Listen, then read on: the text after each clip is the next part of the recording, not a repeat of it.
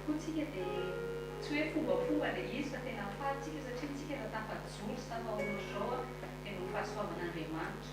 Tsy tafafotsika androany, tsy programmentsika ny réveil antsika za tsy maintsy fo fa iny réveil iny afaka maneno fa be dia be ny olona tsy réveillé iny réveil iny fa matoa ianao zay mbola tafafoa dia mbola no fahasoavan'Andriamanitra. Amen. Anomboka amin'ny fotoantsika dia iraisintsika ny baibolitsika ao amin'ny psaume 112 salamo faharoa ambin'ny folo amby zato. Psaume 112. Rehefa hita dia vakitsika amin'ny anaran'i Jesosy. Louez l'Éternel, heureux l'homme qui craint l'Éternel, qui trouve un grand plaisir à ses commandements. Sa postérité sera puissante sur la terre, la génération des hommes droits sera bénie. Il a dans sa maison bien-être et richesse, et sa justice subsiste à jamais.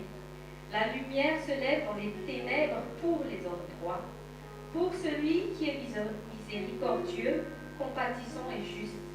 Heureux l'homme qui exerce la miséricorde et qui traite, qui règle ses actions d'après la justice, car il ne chancelle jamais. La mémoire du juste dure toujours. Il ne craint point les mauvaises nouvelles. Son cœur est ferme, confiant en l'Éternel. Son cœur est affermi. Il n'a point de crainte jusqu'à ce qu'il mette son plaisir à regarder ses adversaires. Il fait des largesses. Il donne des indigents. Sa justice subsiste à jamais. Sa tête s'élève avec gloire. Le méchant le voit et s'irrite. Il grince les dents et se consume. Les désirs des méchants périssent. Amen. Rehefa diniantsika io salamo dia hitantsika ny héritage ny olona izay matahotra ny Jehovah. Teneny eo akaikinao hoe anano ny tahotra an'Andriamanitra. Rehefa ananantsika io tahotra an'Andriamanitra io toy ny tenin'Andriamanitra hoe notre postérité aussi sera puissante sur la terre. Teneny eo akaikinao hoe ianao sy ankohonanao hoe les générations puissantes amin'izao andro farany izao. Amen. Fa misy condition izy Andriamanitra, tahotra an'Andriamanitra. Ambadiky ny tahotra an'Andriamanitra dia fahakalana izay tsy tian'Andriamanitra.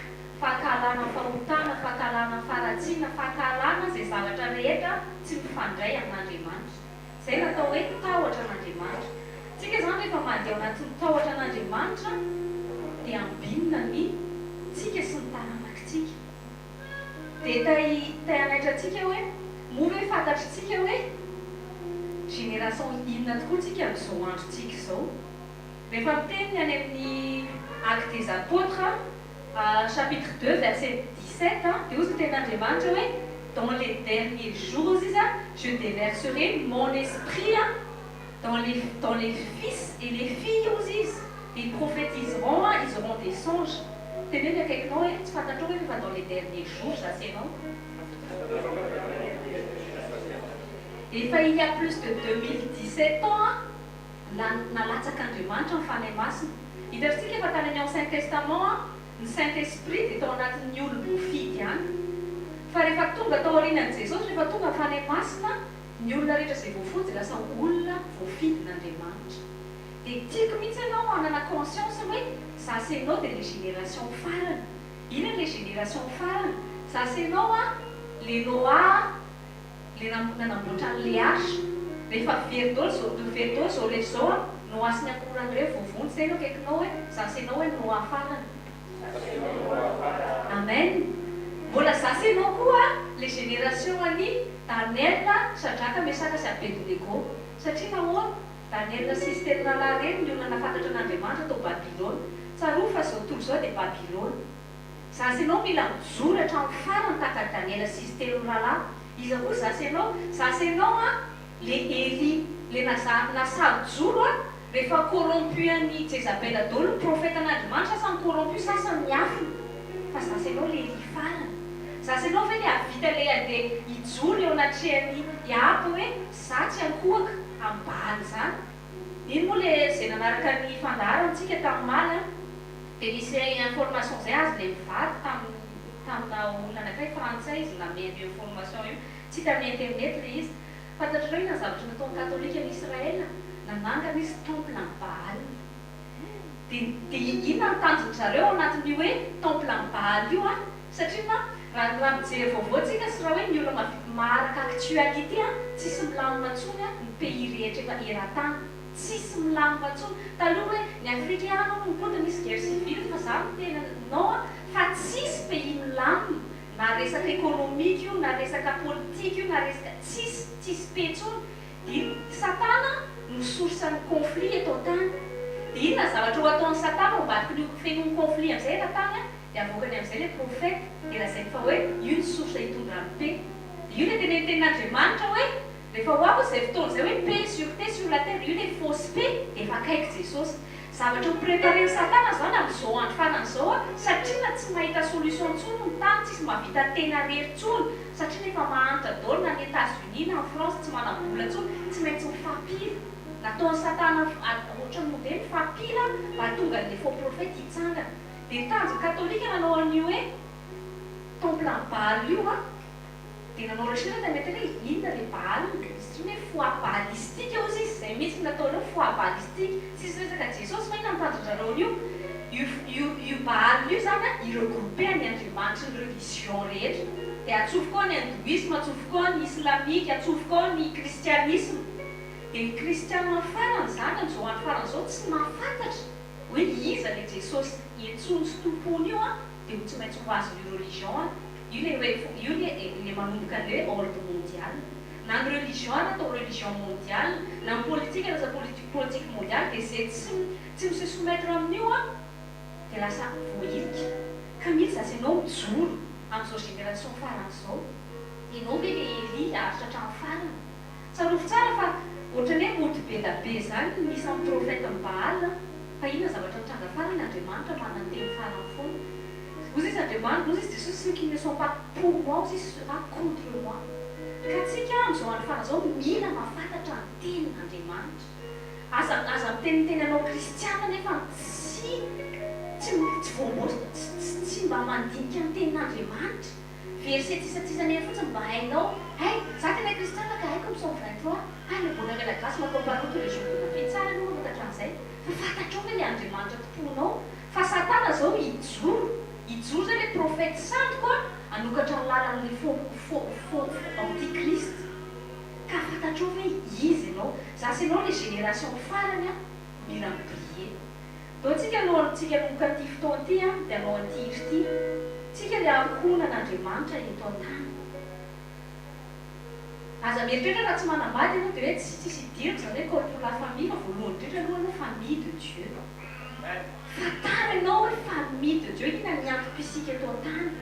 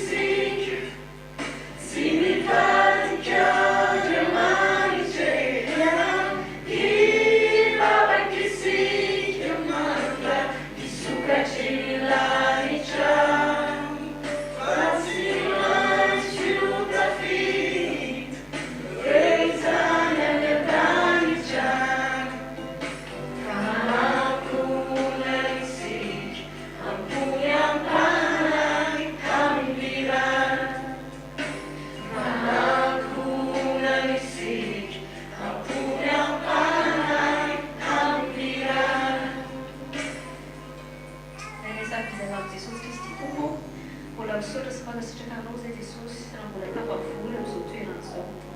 Misaotra anao zay ray ao fa ny fahasoavanao dia tonga lasa ankohonanao zay tsirairay avy rehetra noho ny ranon Jesosy, noho ny anaran Jesosy ny raisinay ho tompo sy mpamonjy ao fiainanay manokana. Misaotra anao zay ray ao fa anisany tsy navelanao very.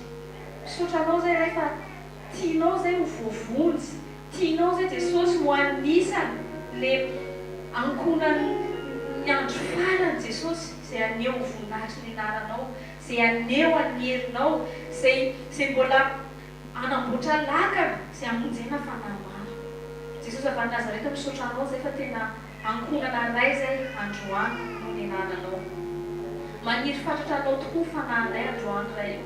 Maniry ny sitraponao, maniry zay hitoetra tsy diso lalana, maniry zay Jesosy ho tonga any an-danitra zay tsirairay avy reto, maniry zay fampitatana ho tonga any an-danitra. Sokafo masom-panahinay androany Jesosy io. Ampio zay fanahy masina tsy ho variana, tsy ho variana amin'ny zava-mitranga ny eto amin'ity tany ity, tsy ho variana Jesosy io ho tediavin'ny fahimaizinana, ho saromana, ho anjambaina indray, fa aoka ny fahazavanao Jesosy androany anokatra masom-panahinay. Aoka zay Jesosy tsy ho ignorant ny zavatra mitranga en monde spirituel. Aoka zay Jesosy avy any Nazareta tsy ho takan'ireo mandeha amin'jambany fotsiny, fa misy lalana kay eto tany azo alehanay mitondra ny any an-danitra dia ianao Jesosy le lalana sy fiainana sy famarinana. Ampanaro zay androany Jesosy ho ankohonana miavaka, ho ankohonana maneho izany hoe génération puissante izany eto amin'ity tany ity, aneho mba hampitonga zao tontolo izao hiaika fa ianao ny Andriamanitra ary tsy misy Andriamanitra ankoatranao.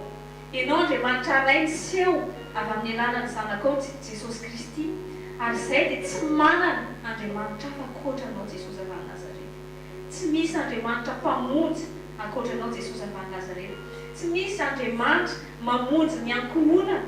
Ianao tena avy amin'ny alalany mpanofonao Paoly hoe minoana Jesosy dia hovonjenanao sy ny ankohonanao. Jesosy raha tonga eto amin'ity toeran'ity izay androany, tsy tonga fotsiny noho ny tenanay, fa tonga izay Jesosy ho soro-tena koa ho an'ireo ankohonanay Jesosy. Maro manodidina anay Jesosy mbola tsy voavonjy, maro ny ankohonanay mbola tsy voavonjy Jesosy io.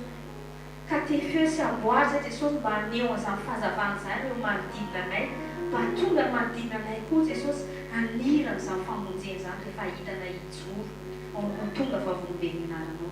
Amin'ny anaran'i Jesosy, amen. Afaka mipetraka tsika. Vous avez mantsy hoe tsika le génération farany réserven'Andriamanitra aneho any voninahiny. Haitsika tsara le version-ny Romains 8:19 hoe zao tontolo zao izy dia miandry fatratra ny fanehoana ny zanak'Andriamanitra. Ny tena marina zao tontolo zao te ahita n'Andriamanitra.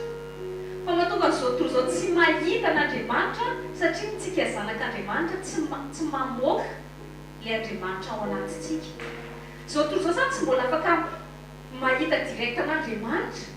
Izay mahatonga ny hoe tsika tsy témoin de Jéhovah fa témoin de Christ. Jesosy no témoin de Jéhovah satria ozy izy hoe alozy ny ten'Andriamanitra hoe Christ ozy izy et la manifestation du Dieu invisible. Fa nous, les témoins de Christ, nous les disciples de Christ, nous sommes la manifestation du Christ invisible au monde. Ça c'est non mahita ny Jesosy. Le mahita ny Jesosy tsy hoe mahita ny maso anan'olo fa mahita ny finoana. Ça c'est non rehefa nandray ny Jesosy Kristy, Jesosy ho tompo sy mpamonjy ny fiainantsika manokana, dia lasa niraisintsika ny fanahy ao anatintsika. Ny esprit antsika zany lasa miaraka amin'ny esprit an Jesosy, izay mahatonga antsika afaka manana intimité miaraka amin'Andriamanitra, izay mahatonga antsika manana an'izay possibilité izay amin'izay miditra ao anatin'izany hoe connaissance personnelle de Dieu.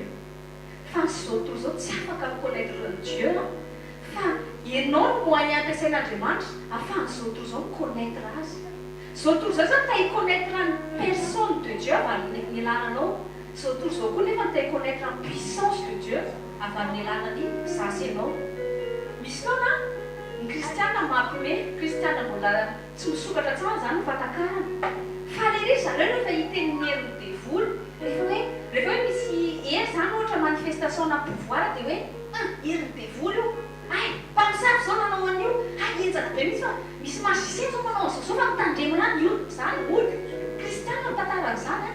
Fa rehefa ampianarina izy momba ny hoe puissance de Dieu, ny onction de guérison, ny onction de délivrance, tsy haiko dia misy isy secte zany. Rehefa mahita olona, rehefa ohatra anaty fanatrian'Andriamanitra anankiray ka azera amin'ny fanan'Andriamanitra no mihery satria nafeny ilay olona tsy mahazaka ny présence de Dieu, tsy mahazaka ny gloire de Dieu, dia tonga dia tsy manintsy fa tsy forcena hoe devoly. Ahoana ny atonga zao tontolo zao ino hoe Jesosy ny tena Andriamanitra nefa antsika tsy mino ny herin'Andriamanitra. Zasy ianao zany mila maneho ny toetran'Andriamanitra dia mila maneho ny herin'Andriamanitra. Zany mahatonga zasy ianao tonga eto amin'ny sekoly mianatra isika. Zay mahatonga Jesosy niteny hoe allez faites aux izy de toutes les nations mes disciples. Mahavoatsika ny amin'izao andro koa, il y a plus de chrétiens que de disciples.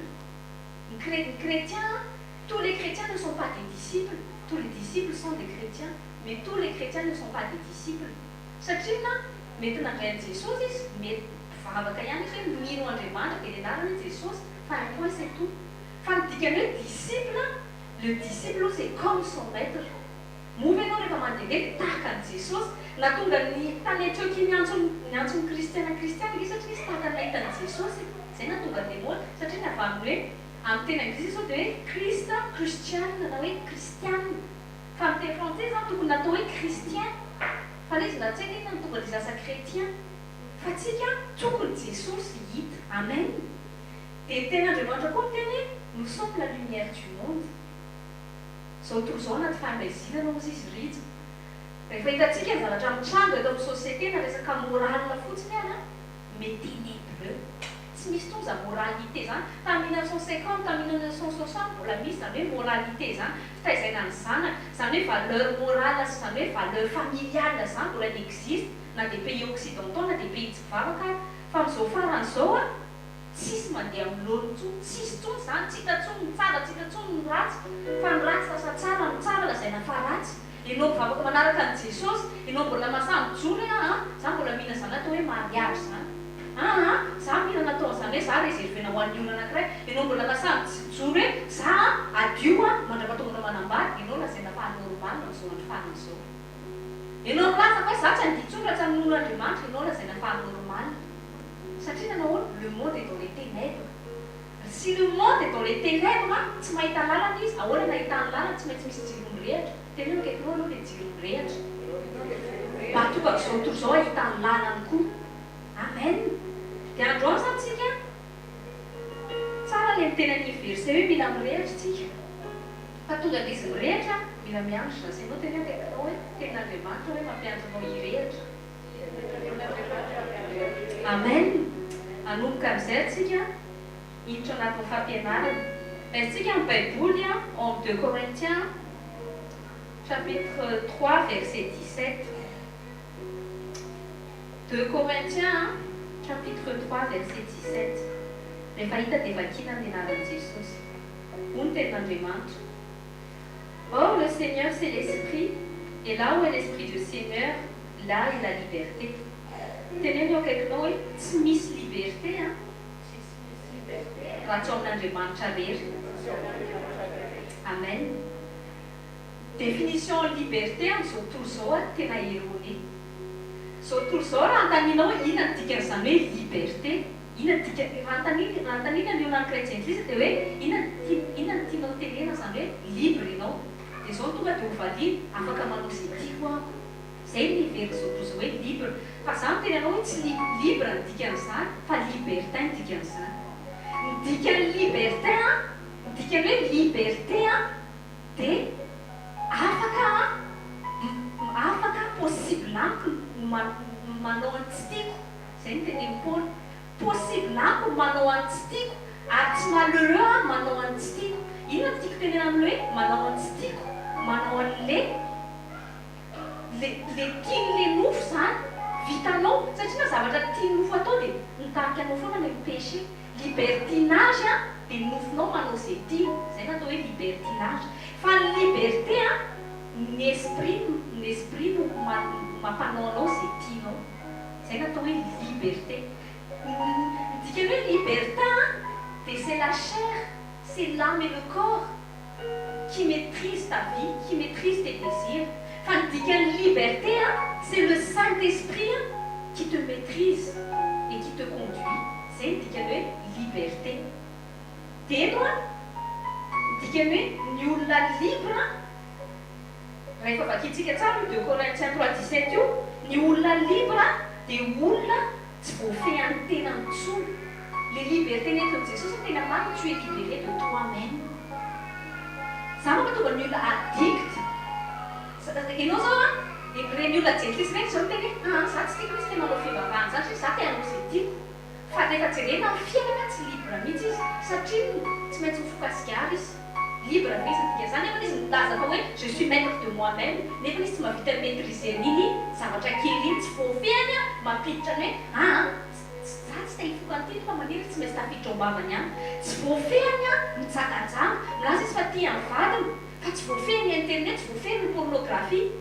Tsy libre ny olona raha tsy ao amin'Andriamanitra. Misy olona mitendratsy. Za libre manao izay tiako dia nefa izy tsy mahavita frazy rehefa tsy maintsy mitendratsy. Zany natao hoe olona tsy libre. Misy ny olona tsy libre dia olona tsy mahavita manao ny sitrapon'Andriamanitra. Ny olona libre dia ny olona mahavita manao ny sitrapon'Andriamanitra. Tsarovy tsara fa natao hoe ny olona libre dia olona manana maîtrise. Tsy maîtriser n'izy intsony fa manana maîtrise. Ianao nefa rehefa tsy manana ny Jesosy no maître anao tsy maintsy maîtriser Satana foana anao na tianao na tsy tianao. Tsika olombelona dia créature. Tsy créateur tsika fa créature. Dia ny créature tsy maintsy manana Andriamanitra. Tsy maintsy na tiany olombelona na tsy tiany olombelona. Na ny atera laza izy fa ate fa tsy maintsy mino dokotera izy efa foagny izy zany. Mino vola izy foagny izy zany, finoana zany. Satria izy namboariny ino. Natao ino ny olombelona rehetra. Sasa mino sorcier, sasa mino astrologie. Fa no ambadiky ny zavatra rehetrarehetra reny efa tsy Jesosy nimonao dia volo daholo, dia volo kely be da be daholo satria là où Dieu est absent, Satan est présent ho azy. Tsarovy tsara fa Satan n'est le résultat de l'absence de Dieu. Le mal n'a pas existé. Enfin, le mal a existé parce que Satan a rejeté Dieu. Et là où Dieu n'y est pas, là où la bonté de Dieu n'est pas, là où le bien de Dieu n'y est pas, c'est le mal.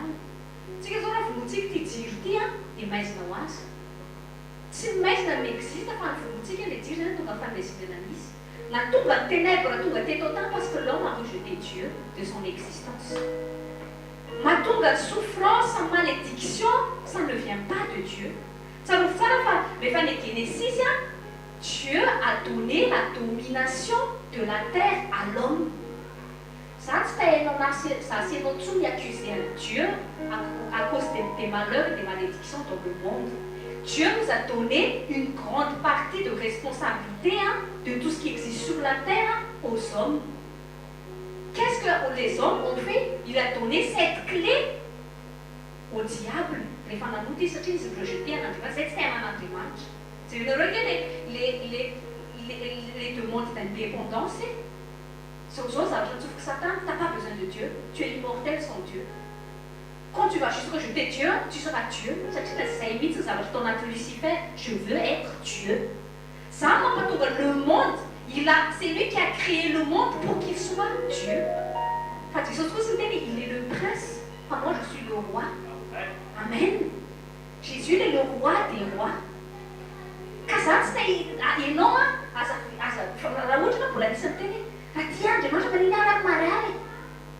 Raha ianao mbola lazava kristiana mbola mahavita miteny an'izany Satana mihainao fa tsy Andriamanitra. Panday zany. Feon'ny panday zany renao zany. Le mal ne vient pas de Dieu. Le mal existe parce que l'homme a rejeté Dieu. Et nefa zao, les hommes ont rejeté Dieu. Enfin, Jésus est venu pour réconcilier l'homme avec Dieu. Jereo hoe Andriamanitra ny accusé ny olombelona nefa mbola Andriamanitra ndray ny azakazaka mitady ny olombelona. Ty fanomana an'ity izy nefa fanazarako anareo tao anaty sekoly tokantrano misy fotoana zany tamin'ny estera voanitra ny andro tamin'ny misy 3 ans dia fianaran'ny estera moa eo ampitan-trano eo dia mandeha zany zay dia izy le miazakazaka kely misy fotoana dia tsy mety tantanana zany izy mbola kely tapatapaka teo everiteny teto akaiky censé tokony eto akaiky izy satria izy manaraka anazy satria zany reny dia logiquement izy mila manaraka anazy dia variana kely fotsiny any ohatrany miresaka taminy eo dia tonga dia tsy hitako ny nalena dia tonga dia panika be tato anaty ke fanakaizany zanany dia zao zavatra tenen'Andriamanitra anahy ozy izy ohatrany koa izy réaction'Andriamanitra rehefa tsy hita ny toerany nametrahana azy Adamaseva i Andriamanitra zany izy namonina Adamaseva logiquement zany Adamaseva tokony eo amin'ny toerana izay misy an'Andriamanitra ny zanaka tokony tsy andehandeha lavitra misy dada zany dia tonga dia mipanika Andriamanitra hoe fanakaizany zanako dia zay sentiment tao anatin'Andriamanitra zay tsy miala mihitsy dia ozy zay je veux faire tous les moyens ozy izy réunir tous les moyens pour retrouver tous les enfants sika zany tonga tao anaty hitady amin'ny zanako ianao rehefa ohatry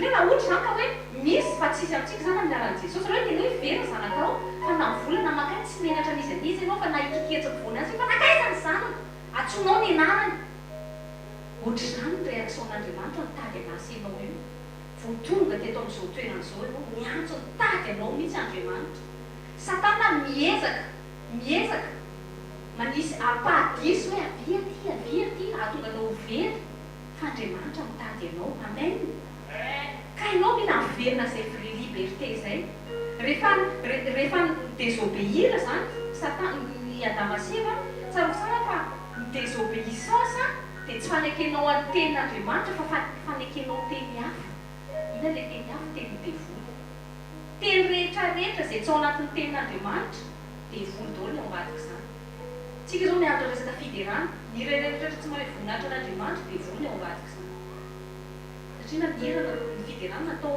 anome voninahitra ny olona jereo tsara angeny ny star reny izy mivoandrakorany mihitsy satria izy mila voninahitra izy zay tsy manity dia tsy taify azy tsy manity zany fa voninahitra ho azy dia atao tany any tehaka ny azo mividy CD tsy manity fa inona mivarotra ny aminy izy manao alliance izy rehefa ozy izy le hira zay ny antsika alliance avec Dieu fa ny zareo pacte avec le diable ka inona safidinao libertiny andevony ty tenanao ty atao tavy dia ho andevony mandrakizay ny miafy be sa ivivana le liberté amin'Andriamanitra hoe je vais être libre je vais faire le choix de suivre Dieu dia amin'izao le rehefa ny an-danitra tsy andevony fa mpampidiran'Andriamanitra fotsiny sisa ary alohantsika miakatra ny an-danitra ary dia ozy izy ny tenin'Andriamanitra mbola misy an'le hoe nouvelle terre zay 1000 ans misy tany vaovao dinaN'Andriamanitra avy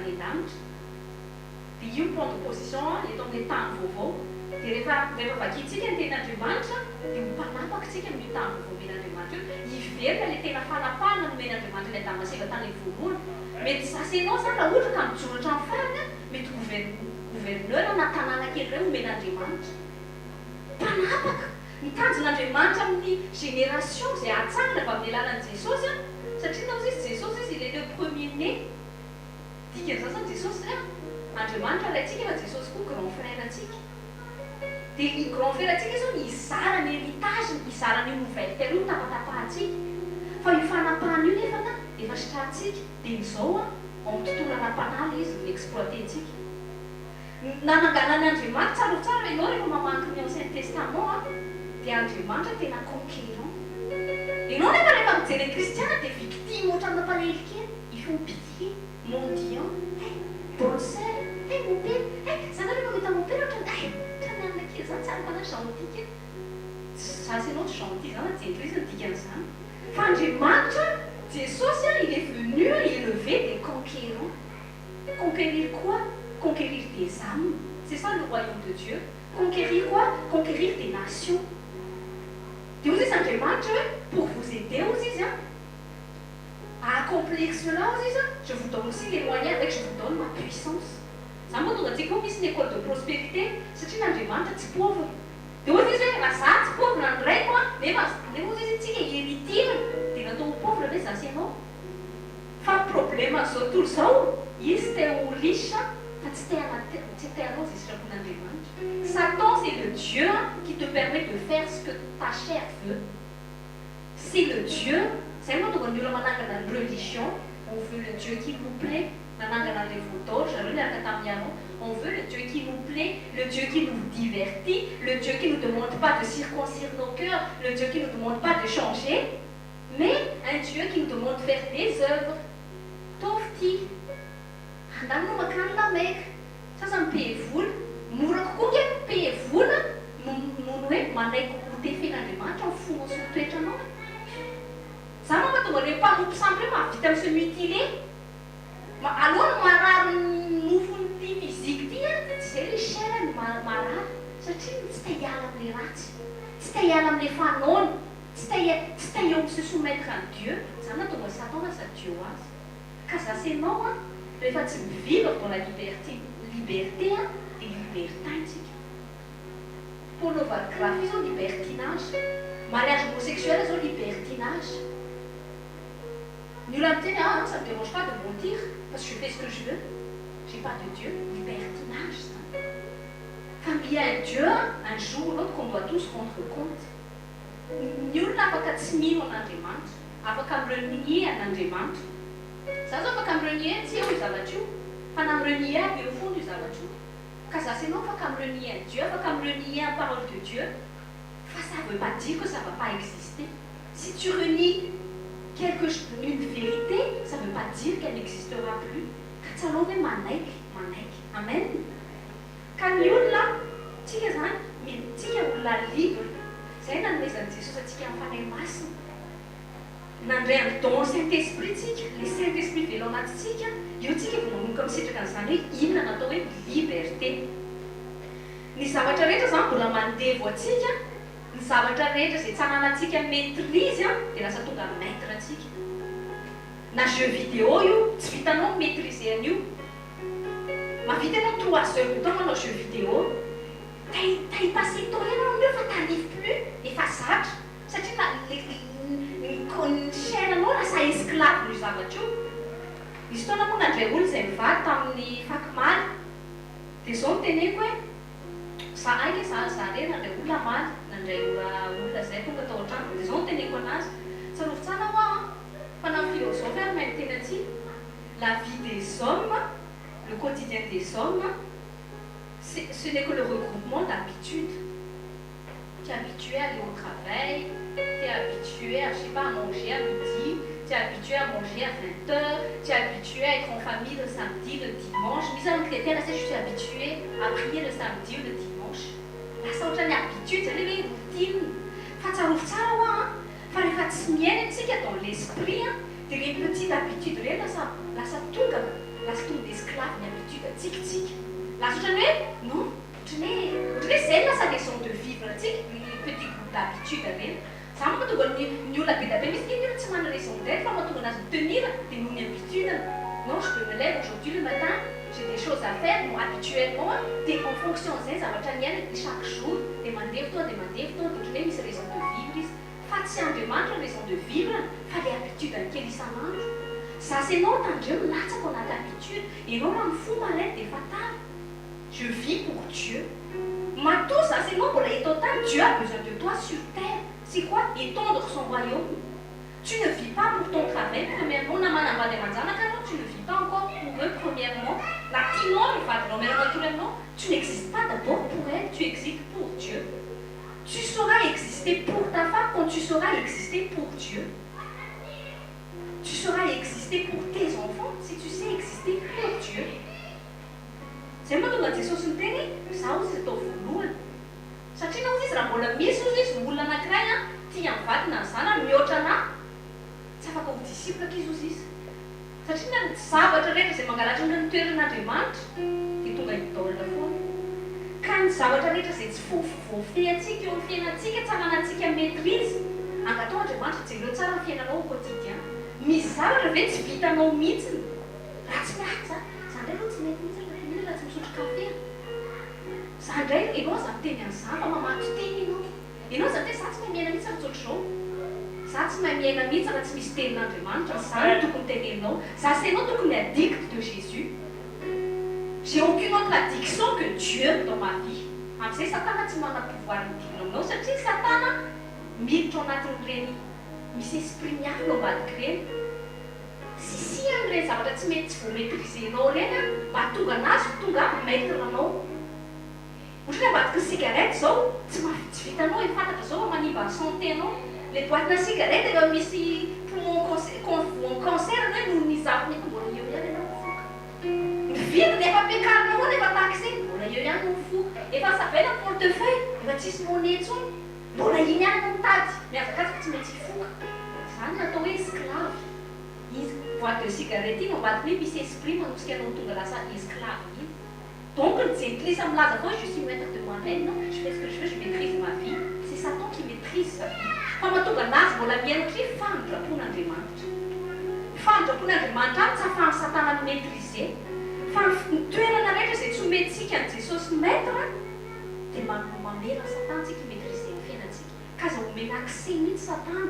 Mampiditra ianao hoe zavatra addiction fianao tonga Satana lasa maître anao. Amen. Ka mila fantatsika zany fa ny olona izay tsy manana Jesosy ho maître dia sous maîtrise ny Satan. Que qu'il le veuille ou non, il est sous la maîtrise de Satan. Raisitsika indray tenin'Andriamanitra baibolintsika.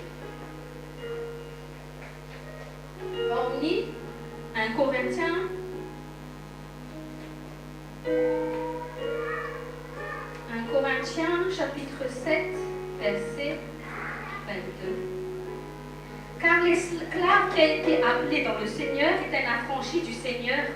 De même, l'homme libre qui a été appelé est un esclave de Christ. C'est le sens de tenin'Andriamanitra hoe zay tsy tombola amin'ny Jesosy sisy dia esclave. Fa ozy izy makaka homme libre, le mot libre suit avec esclave. Et non zany la personne libre, c'est la personne qui est esclave de Christ. Mais la personne qui n'est pas libre, c'est la personne qui est esclave de Satan.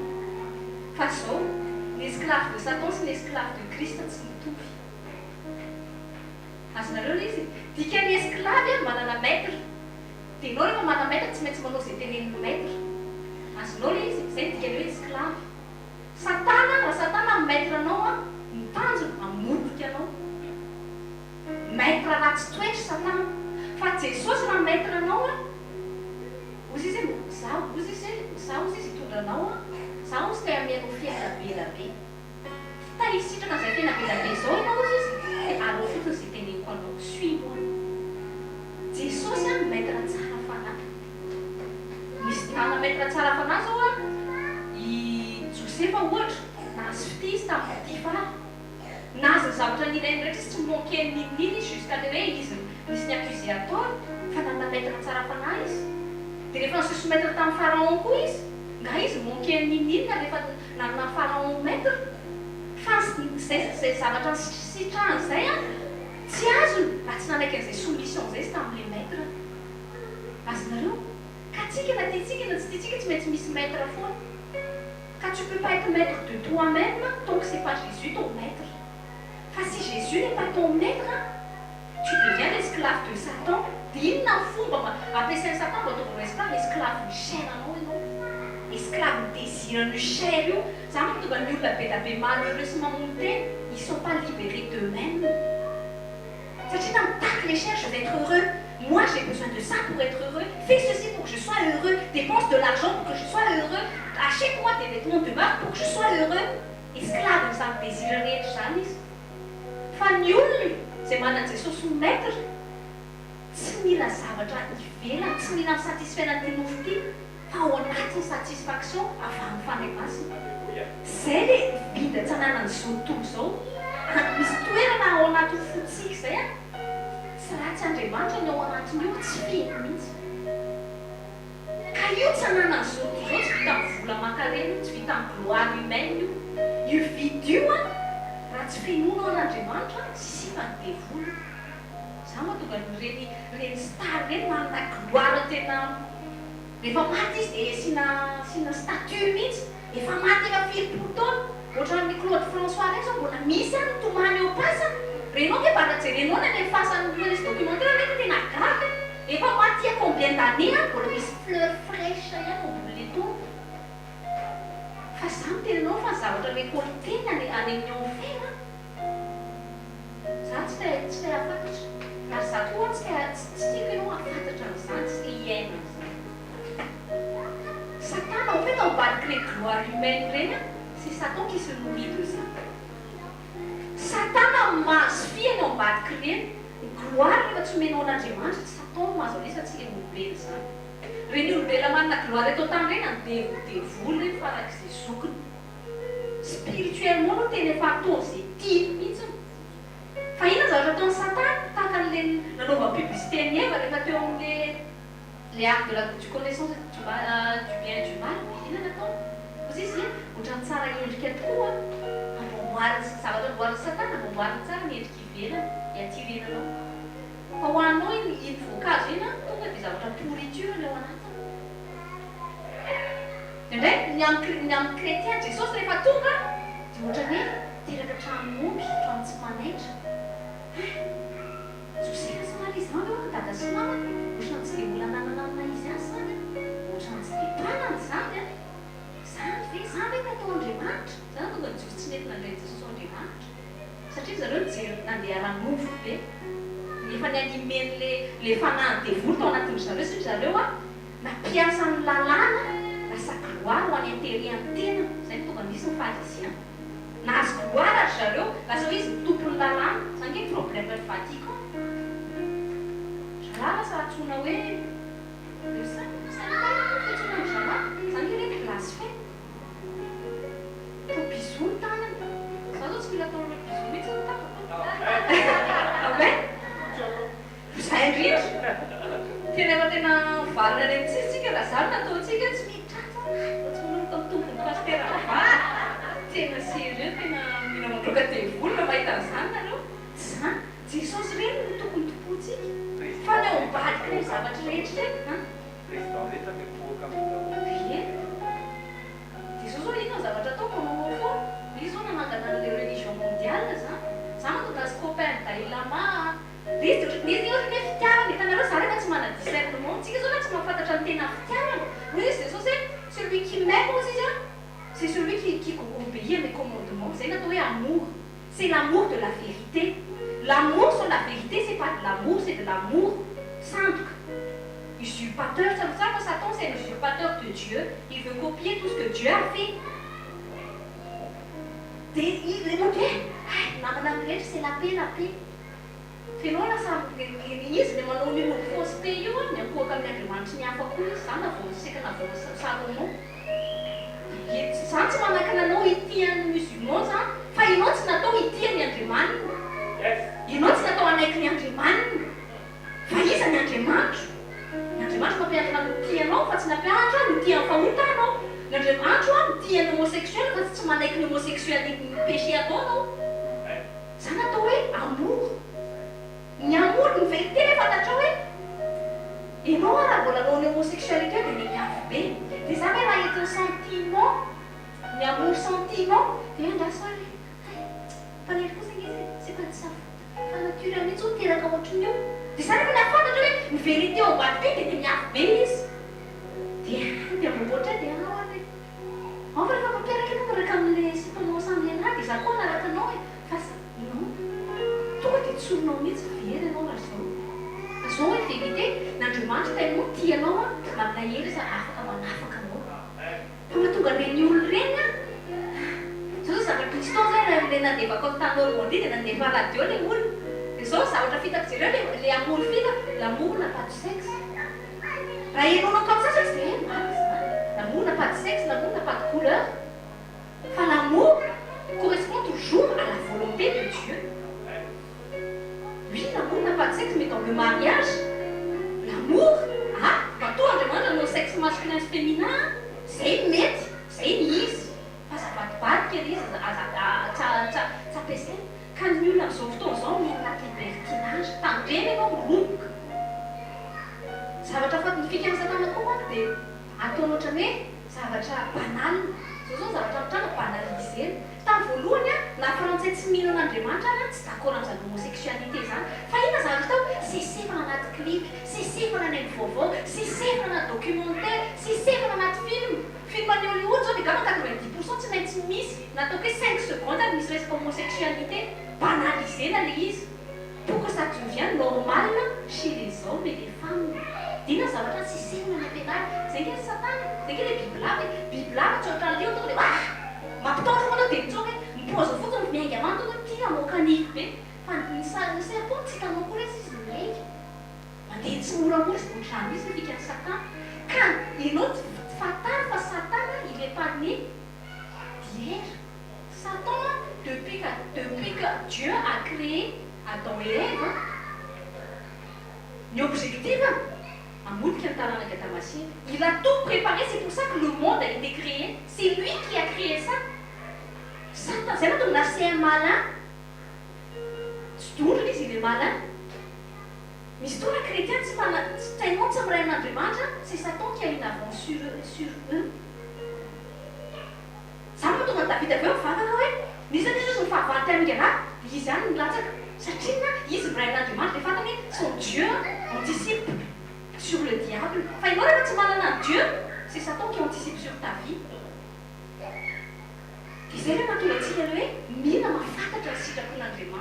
Ce que Satan prépare, il a déjà préparé depuis la venue d'Adam et Ève. Qu'à toi, c'est votre société éveillée. Préparez-vous, es-tu prêt? Vous n'avez non. Vous n'avez non you. Et non, ma tourne, vous dites ces choses, t'as un côté de son disciple. En épicurien, c'est ça. Tes enfants aussi seront mes disciples. Et non, pas mal, des filles, on a dit non, ça entend quoi? Ça s'entend, c'est nous pour nous. Soit ça, t'es la petite commune, c'est mentalité. Soit il a une mentalité de guerrier, de conquérant. Ça, tu sais, il y a une fois là, dans le monde spirituel, tu sais qu'il y a ce conquérant. Tu fais ça, non? C'est moi, tu vas dire, je mange un thé. Enfin, non, on a trouvé, tu vas t'attendre, on va y aller dans son tour. Tiens, mais tu m'as dit, non, mais il y a une fois. Les familles sont dans ces familles. Son est ton collègue. Elle est partie pour la zone. Mais tu es un guerrier, tu es un concurrent, conquérant. Mais non, Mamour. Favarno des voûtes, tu retiens la réaction de ta vie de face à Goliath. Source n'y a rien fait, 40 jours, 40 nuits, waouh, les Goliath, 6 niètes. C'est comme des facettes, c'est Dieu qui est le dernier mot. Goliath a pas pu faire le foot. Il a eu 40 jours, 40 nuits pour faire des attaques, Satan n'est pas sûr de gagner. Pas moi, tout le monde a son gagné. Finalement, c'est toi qui as donné accès. Tu as accès Goliath pendant 40 jours et 40 nuits. Tu as un seul signal même, afin de sûreté, il y a un zavatra veleziny voalohany. Mijerentsika zay rehefa avy eo. Fa tonga David napetrahana Andriamanitra. Za moa izy manapa-keto aleo David. Jereo ny réaction de David. Ny herinao tsy any amin'ny tsy hoe voatery amin'ny 90 ianao, tsy voatery manao musculation anao vao avita resy amin'ny Satana.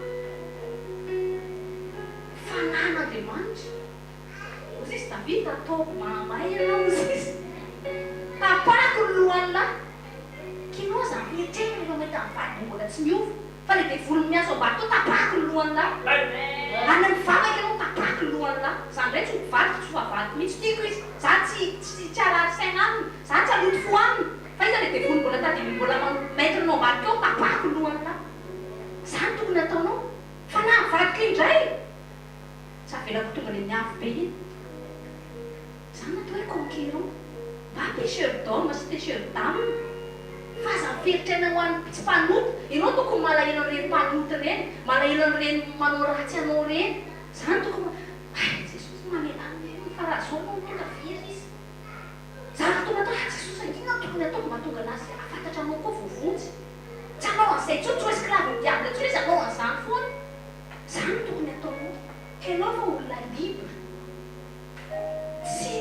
Satan raha manana pouvoir ny fiainanao, ianao namia anazy. Zay moa tonga Goliath tsy afaka nanao ninino, fa niandry izy fay ahafahany manatanteraka amin'izay tokony atao. Satan mila ny olombelona izy, mila ny approbation. Fa comme tu ne choisis pas Dieu, Satan Satan devient le choix par défaut, toujours. Satan est le choix par défaut. Et il provoqué par le choix par défaut. Mais quand tu choisis Dieu, il n'y a pas de place pour lui. Quand Dieu se met sur son trône, quand tu donnes à Dieu le trône de ton cœur, Satan est obligé d'éjecter. La lumière fait fuir les ténèbres. Rehefa joronao Jesosy maître ao tokantranonao, manaiky ianao tsy sy maître ny sitrapony a, tsy mila ndraindray tsy mandoko fa tsy leo monina eo Satan tsy maintsy leo monina izy. Rehefa Jesosy mijoro Satan tsy maintsy leo monina. Mahatonga Satan mbola tamana, misy azy zany ao. Mbola misy zavatra tehirizinao, tsy fonao, tsy tianao anao liberen'Andriamanitra, makafy ianao anatin'ilay izy. Fa ny olona makafy io tany tena grave. Misy manko ny olona efa mba stady, efa mba miakatra, manoty izy fa marary izy manao an'ilay izy. Fa misy ny olona, rena angamba le maty fanahy, makafy mihitsy izy, fier izy manao an'ilay fahotana. Fa zany tena tenao libre du péché. Tu es libre du péché. Tu es libéré, non, tu n'es pas libre de péché, hein, mais tu es libre, libéré du péché. C'est la liberté. Ta chair n'est plus sous l'emprise du péché. Tu es maintenant dominé par ton esprit. C'est plus la chair qui maîtrise, c'est l'esprit qui maîtrise. Amen. Nous la libre, ça demande la maîtrise. C'est le tic, hein, mais pas tié, Youa, t'es dans l'accès, c'est dans le Satan accès. Io ny fiainatsika afahany maîtriser atsika. Voalohany indrindra, mila tsika mana-maîtrise ny cœur. Restsika amin'ny Proverbe 4, chapitre 23. Proverbe, chapitre 4, verset 23. Vous êtes n'Andriamanitra, garde ton cœur plus que toute autre chose, car de lui viennent les sources de la vie. Maîtrise ton cœur. Et pour la télé, nous donne la maîtrise de ton cœur au Saint-Esprit. Amen. Proverbe païen, chapitre 23, verset 26. Mon fils, donne-moi ton cœur et que tes yeux se plaisent dans mes voies. Amen. Donne ton cœur à Jésus. Que Jésus soit le maître dans ton cœur. Que Jésus soit le roi dans ton cœur. Que Jésus soit le Seigneur dans ton cœur. Ny olona rehefa tsy manana Jesosy maître ao anatin'ny fony dia maîtrise Satana ny émotion, maîtrise Satana ny sentiment. Hitanao mampaharoboka an'izao tontolo izao sentiment. Reny film mandeha reny, reny série reny, misy sentiment eo ambadika reny. Izany mahatonga ny olona addict. Ino reny œuvre sociale reny, asiany sentiment ianao. Ohatra nenay mivatsy raha misy any pub resaka assurance hoe tena tsara an'izay anisany tsy tia. Rehefa manao an'ilay pub ny assurance dia ohatra ny Monsieur Renda, s'il vous plaît, assurance, la sélection la chaîne d'un accident, si tu paies. Si tu paies. Et encore, le malheur des uns fait notre bonheur.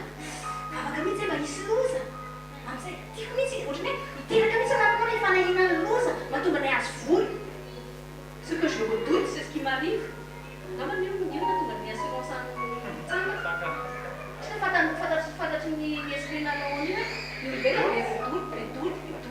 Tu veux exploiter ça aussi pour obtenir de l'argent. Sérieux? Souvenez-vous, merci les fonds d'acquérir. Ça y a proposé, offre-nous assurance autre chose. La simplement, et non, la autre chose, tous des milliers d'euros bénéfices, non? Vous avez dit ça, tu fais bien, il faut que tu fasses ça, que tu fasses bien. Ça, vous êtes ça, tu m'as voulu les femmes. Pour la table, il faut la des sauver. Investitação, as naroit significa ter por sentimento, sentir na hora, manipuler, maîtriser un cœur à nos sentiments émotionnels. Ça veut dire que c'est un ange de lumière. C'est-à-dire ça, autre ça la fana, autre c'est bien. Star au niveau de ça, on met 300 millions de dollars dans les associations d'argent. Faïs, madame, 300 milliards autre. Il a dit, il a battu, la famille avait de 90% d'impôts. Misy intérêt antena azonareo ka Satana le ambadika intérêt ny olombelo io intérêt ho anazy donc rehefa tsy intérêt de Dieu izy dia mivadika any amin'ny foana ka ianao tandre manipuler Satana tandreny cœuranao io omeo an'Andriamanitra tonga raha mora tafotoana tokantrano tsy maîtrisenao ny émotionnao mahatonga anao mbola mora silafaka, mora teso, mahatonga ny colère nge dia tsy maîtriser un cœur, tu n'es pas maître de ton cœur. Misy tena mieritseritsy moi je le maîtrise. Nefa izy rehefa any amin'ny tômôbily foana izy voadanina kely, tonga dia mitendry-dratsy. Nefa koa izy maîtriser un cœur, nefa ny voiture tsy maîtriser. Automobiliste ery tsy mahavita maîtriser azy, que il maîtrise sa vie ahoana. C'est Satan qui maîtrise sa vie, c'est Satan qui maîtrise son cœur, qui manipule ses émotions, ses sentiments. C'est lui qui va penser à l'esprit Jézabel, rien ne fait il connaît.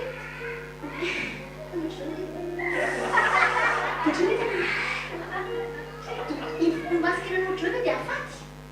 On a ce proverbe, on a ce que des villas. Faut maintenant il faut se lancer des vidéos, mais non. C'est Satan.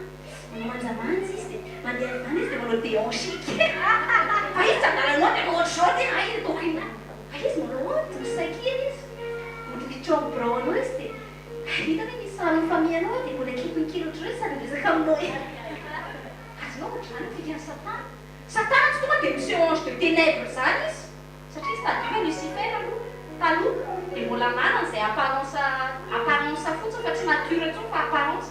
Tem mistura se um libero de céu. Stiamo sasallentati questa volta, questa spirito spirita, vedi? Hai danzera, non mi ripeto, questo è buono, sto libero, che tra l'altro è fu. A tu ne naranzi sus, naranzi sus, per avanti sus, non può dire zanno, fuochi, sono denti sus, non la zanno. Quand il dit qu'il m'a maîtrise le cœur là-dessus, tu sais que tout ça, Proverbe 19, Proverbe 19, verset 19, reste en colère. 19 en proverbe, celui que la colère emporte doit subir la peine, car si tu le libères, tu devras y revenir. Nul n'a pas la maîtrise, nul n'a pas libre, tu m'as même retenir en colère. Libérer en colère, c'est le libertinage. Ah, je peux pas, je dois libérer ma colère. Ou tu mets ta maman, en tout cas, ça tu mets ça en faveur. Ils mettent ça en mettre, ça tu mets ta maman.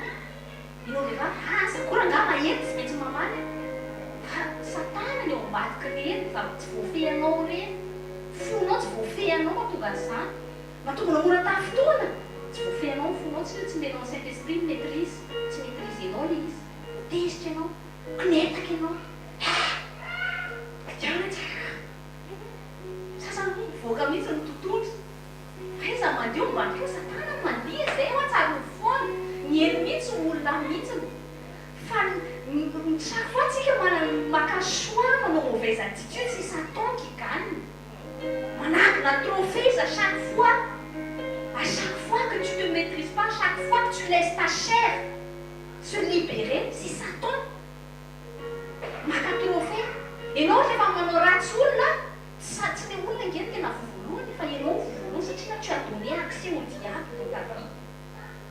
Ça vous fait chaque fois, non? Si tu mets ma mélaïenne, ça vous fait c'est Satan qui gagne. C'est pas la personne que tu libères pas, que tu pardonnes pas qui gagne. C'est Satan qui gagne. Chaque fois que tu refuses de faire du bien à ton ennemi, c'est pas toi qui gagne, c'est pas ton ennemi qui gagne. Vous dites, non, ça ne fait pas nos bien ennemis, non, c'est l'ennemi qui gagne. C'est Satan qui perd. Car ça, c'est non, hein? On a été créé pour faire la joie de notre Père, hein? Mais pour faire le pire cauchemar de Satan, soit le pire cauchemar de Satan. Ah, ça fait la main, il suffit pas d'ennemis de Satan, ça dit non, azo, ça dit non, faut piéger. Quand les amis mira maîtriser non, cœur à moi, tout le temps, si ça fout, si tu maîtrises un cœur, là, c'est une vague. T'es fou. Manara, ça, maîtrise l'île. Jacques, chapitre 3, verset 2 à 12, la balade, Jacques, chapitre 3, verset 1 à 2, à 12, nous branchons tous de plusieurs manières. Si quelqu'un ne branche point en parole, c'est un homme parfait, capable de tenir tout son corps en bride. Vous disiez, celui qui maîtrise sa parole, sa bouche, hein, c'est celui qui maîtrise son corps. Si nous mettons le morse dans la bouche des chevaux pour qu'ils nous obéissent, nous dirigeons aussi leur corps tout entier. Voici même les navires qui sont si grands et que poussent des vents impétueux sont dirigés par un très petit gouvernail au gré du pilote. De même, la langue est un petit membre et elle se vante de grandes choses. Voici comme un petit feu peut embraser une grande forêt. Vous avez colère fait fou, des faux comme ça. Ohatran'ny feu de forêt izy tena androandro ka mahatonga ny feu ao an-tokantrano zany misy cœur anao tsy vao maîtrisenao dia tsy vao maîtrisenao intsony ny vavanao satria izay petraka ao po mivoaka ny vava. La langue aussi est un feu, c'est le monde de l'iniquité. La langue est placée parmi nos membres, souillant tout le corps et enflammant le cours de la vie. C'est le guerrier ny vavanao io. Étant elle-même enflammée par la gaine, toutes les espèces de bêtes et d'oiseaux, de reptiles et d'animaux marins sont domptés et ont été domptés par la nature humaine. Un humain dompté un bible sauvage, mais la langue, aucun homme ne peut la dompter. C'est un mal qu'on ne peut réprimer, elle est pleine d'un venin mortel. Par elle, nous bénissons le Seigneur notre Père, et par elle, nous maudissons les hommes faits à l'image de Dieu. De la même bouche sortent la bénédiction et la malédiction. Il ne faut pas, frère, qu'il en soit ainsi. La source fait-elle jaillir par la même ouverture l'eau douce et l'eau amère. Un figuier, mes frères, peut-il produire des olives ou une vigne des figues? De l'eau salée ne peut non plus produire de l'eau douce. Amen. Vous êtes dans les manges, entinao zay izay mahavita manome ny vava. Io izy anisan'ny sarotra indrindra manome azy, manametrise azy. Zareo nge frantsay, io izy toa n'importe quoi raha tsy izy dia P. Parce que mety dia P. Iny dira P tsy hitako mihitsy. Ny gasy dia tsy zavatra tsy izy dia kakady chien zao ohatra. Iny dia diran'izany anaty phrase, tsy maîtrise ny vava intsony. Fa zao nefa, rehefa tena vaovao anao amin'i Jesosy a, dia rehefa feno ny fanahy masina ianao a, iny no maîtrise ny fanahy masina voalohany, vavaka. Rehefa miparle en langue ianao a, tsy maîtrisenao ilay relation vavaka. Tsy ianao mana maîtrise ny fanahy masina. Vous dites Andriamanitra hoe, difficile aussi de dompter la langue, mais le Saint-Esprit peut dompter ta langue. Amen. Mais le Saint-Esprit maîtrise ny vavanao io. Misy taontsika manozona ny vadintsika, mahatonga ilay vadintsika tsy mio satria na ny zavatra tenen'ny vavantsika. Eo padezeritsika ity tena fanontalà mihitsy, tsy ovalà mihitsy, tsy ozy toka gaigilà, zaza tondrona. Zany mampatonga manodidinao tsy miova. Ianao ihany a, ianao ihany mamoaka an'ilay tena, mangalary ny Satana ho tanterahany eo fiainan'ny manodidina anao. Tsarotsara fa ny tenin'Andriamanitra, sy teny izay mivoaka ny vavan'Andriamanitra ka alay inotsika, iny lasa mitovy eo fiainantsika. Fa ny teny ratsy rehetra mivoaka ny vavantsika, Satana manam-panatanteraka azy. Ka aza teniteny foana intsony, aza manozonozona intsony, aza hoe patezeraka hiteniteny foana. Izy io fa tsy io pasitera, tena tsisy lavanazy, tsy aninona. Io no rehefa resaka momba Madagasikara ve tsy ho tafavoaka e. Corrigeur ny olona hoe non hoe par la grâce de Dieu Madagasikara tafavoaka. Non hoe aza manozona, efa tatrao fara tsy mety eo firenena nefa mbola manampy ihany ny hery devony manozona azy. Zavatra tokatsoantsika hoe dia elevena izy. Madagasikara tazanay malala, tahina, ambinina, tafavoaka. Zany tokony ataonao amin'ny vavanao io. Aza omena Satana intsony no maîtrise ny vavanao. Fa firy pourcentage ny fiainao tonga fotrosana anao maudit vavanao ihany. Fa ilay Satana, ka sy tandro Satana, hiprovoquer ny cœur-anao izy, atonga no teniteny foana, ahafahana avy eo manatanteraka an'ilay ratsy teneninao. Rotono ny fonao, amorona ny circonstance satria rehefa tsy vao maîtrisenao fo ataony. Fa rehefa miboboka ao anatinao rano maloto tsy maintsy mivoaka io. Ohatran'ny hoe vera anankiray, raha ranonao rano tsy maintsy midéborde. Au lieu de lasa ny fahasoavan'Andriamanitra midéborde ny vavanao, lasa zavatra maloto mivoaka ny vavanao. Iny amin'izay Satana, vonona ve nanao devoka isany?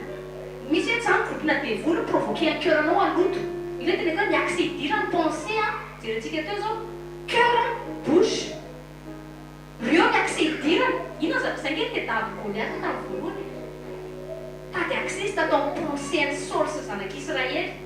Rehefa hitany tena affaibli kaotra zareo anatin'ny pensée ny ana, hiteniteny foana amin'izay vita ary zalatsika fa mbola tsy nisy niteny izay. Tonga dia nalefan'Andriamanitra eky David hicontrer an'ilay izy. Ka izy misisika izy, hevaka C'est quoi?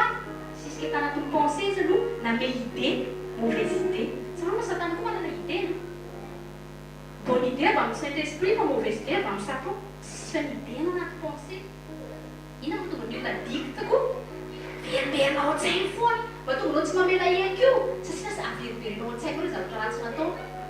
Dia rehefa veriberenao an-tsainao ilay zany tsy mety madio mihitsy ny fonao. Rehefa tsy mety mihitsy madio ny fonao dia lasa mitente foana manozona an'ilay olona tezitra.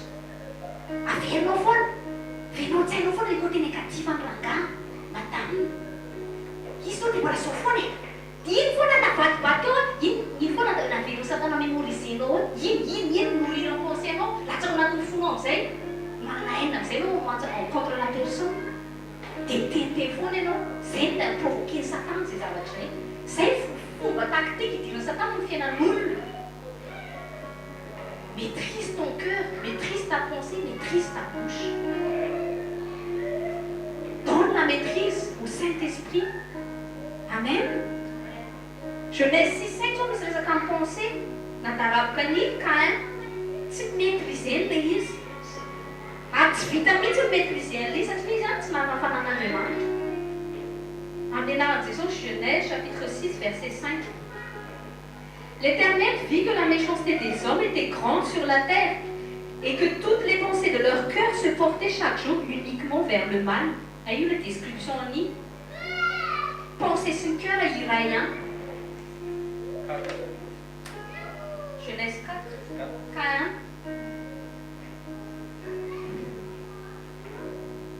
Io, Genèse 4, manomboka verset 6. Rehefa le manomboka tsy nakasitrahan'Andriamanitra ny offrande. Verset 6. Et l'Éternel dit à Caïn, pourquoi es-tu irrité et pourquoi ton visage est-il abattu? Hitanareo? Manomboka broyer noir ato anatin'ny cœur. Satria nina namenao pensée. Le rimy tian'Andriamanitra fa tsy zaho.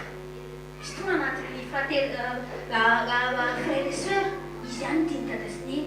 Izay foana tsy avery Satana eritreretinao an-tsainao ao. Lasa manana hainao azy ianao ho an'ilay olona na tsy ilay olona mety tsy mieritreritra ninina koa. Fa izay nourrisiny Satana ao anatinao ao dia raisinao famarinana ilay izy. Dia oleo lasa miteraka haine. Dia ina zavatra natao tenen'Andriamanitra. Vous disiez, le lève ton visage. Si tu agis mal, le péché se couche à la porte et ses désirs se portent vers toi, mais toi domine sur lui. Tu ne peux pas avoir la domination si tu n'es pas soumis au Saint-Esprit. C'est le Saint-Esprit qui te donne la domination. Soit tu es un dominant, soit tu es un dominé. Le dominant, c'est celui qui accepte d'être soumis au Saint-Esprit. Tu domines sur ta chair, tu domines sur le diable. Mais quand tu refuses d'être dominé par la parole de Dieu, tu refuses d'être dominé par le Saint-Esprit, Satan domine sur toi par le péché. La sainte succombe, tentation, non? C'est une autre manière de dominer Amen. Il y a une solution ou une pensée pour Romains 12:2 pour nous mettre dans l'intelligence. On a besoin de l'intelligence. Fais-nous mon cœur à nous. Vous dites, donne-moi ton cœur, et donne-moi ton cœur. Je reçois ta parole dans mon cœur, je remplis à max. C'est une vie d'aller, quand si c'est une demande, si un Satan, fais-moi à max à tel. La demande, vous fous non. Josué 1:8, médite la parole dans ta pensée jour et nuit, au lieu de méditer ce qui ne va pas chez ton frère, chez ta soeur, chez ton mari, chez tes enfants. Médite la parole de Dieu. Ne médite pas sur ce qui ne va pas dans ton mariage, médite la parole de Dieu. Ne perds pas ton temps à méditer le mal qu'on t'a fait, le bien qu'on t'a pas fait. C'est pas ça, méditer, non, malou, ton fou, non. Ça, la esclave, penser, non, tu m'as la maîtrise. Dernier 2 Corinthiens 10:5, il n'a tenu Paul. 2 Corinthiens chapitre 10, verset 5. Nous renversons les raisonnements et toute hauteur qui s'élève contre la connaissance de Dieu et nous amenons toute pensée captive à l'obéissance de Christ. Je renverse tout raisonnement qui cherche à s'élever contre la parole de Dieu dans ma pensée.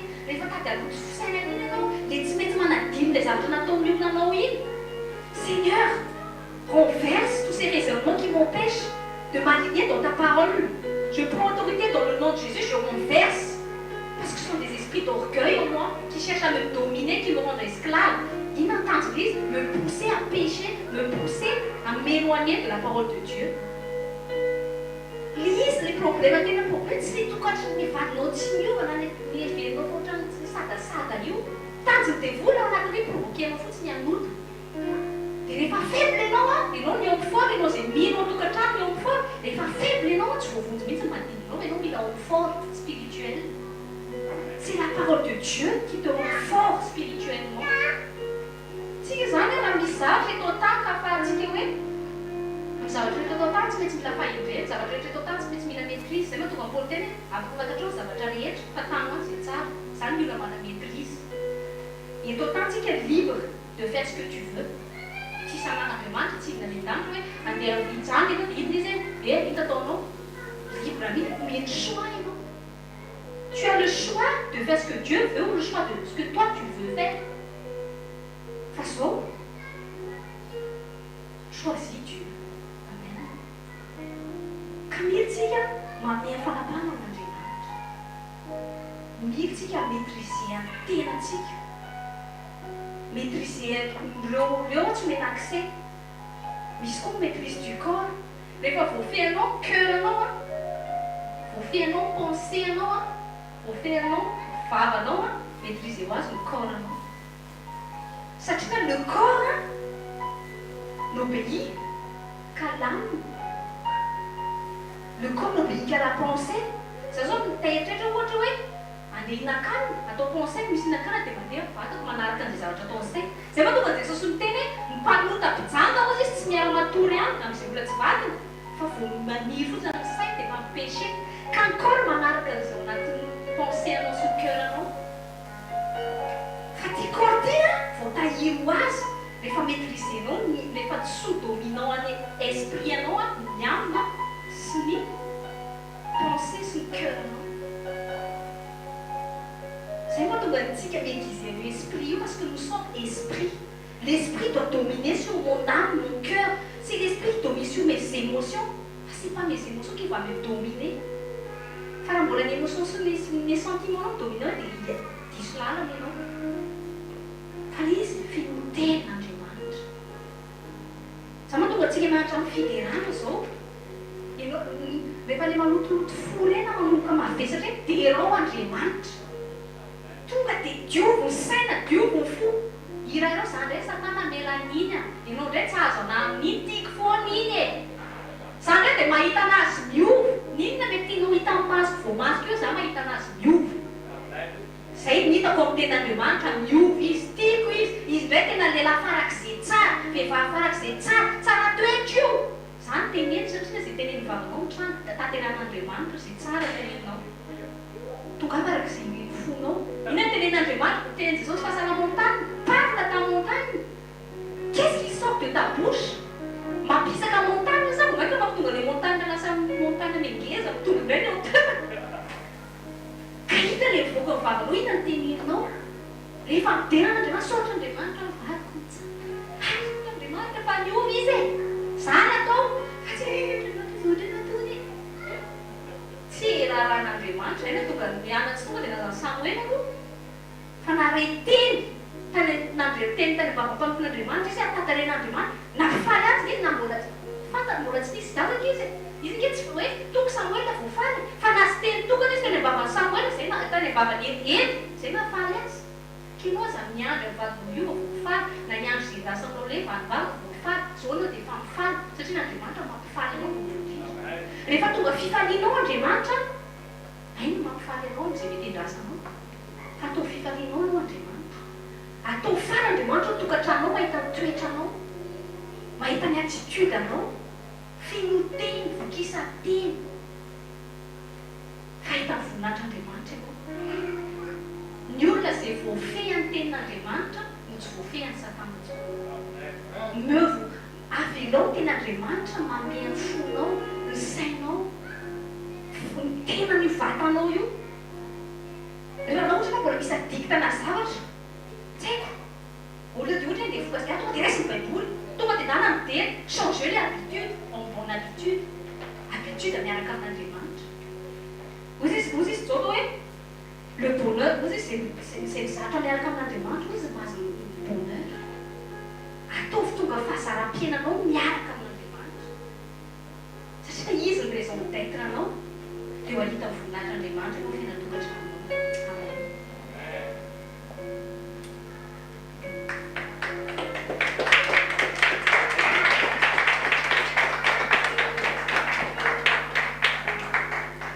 Alléluia.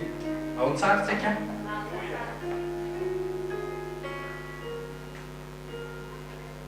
Alohan'ny amehezatsika zao anaty fiterana tena kaikinao mideritsika.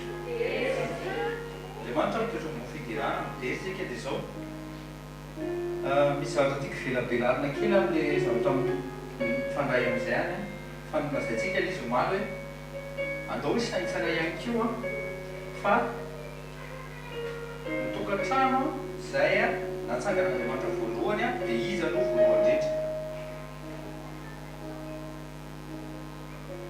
Izy Adama sy Eva, zany hoe Adama sy Eva zany tokantrano Andriamanitra zany no institué an'ilay mariage.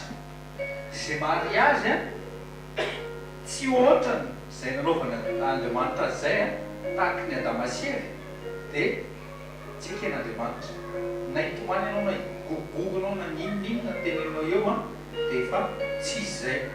Tsy nametraka vy mihitsy Andriamanitra hoe zao tianao hoe zao ry Adama, ianao hoe rehefa ekenao izy tsisy avy mihitsy tena kaikinao tsisy avy.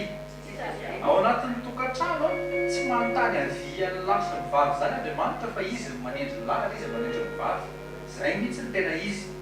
Raha zao ny ao amin'ny Genèse 2:18-25 vakitsika kely mihitsy ilay izy ny izatsika kely no tokantrano 18-25. Genèse 2:18-25. Et le Seigneur dit, il n'est pas bon que l'homme soit seul. Il reste l'autre. Tena tsy tiany mihitsy ny kaitsika irery. Tsy tiany mihitsika irery.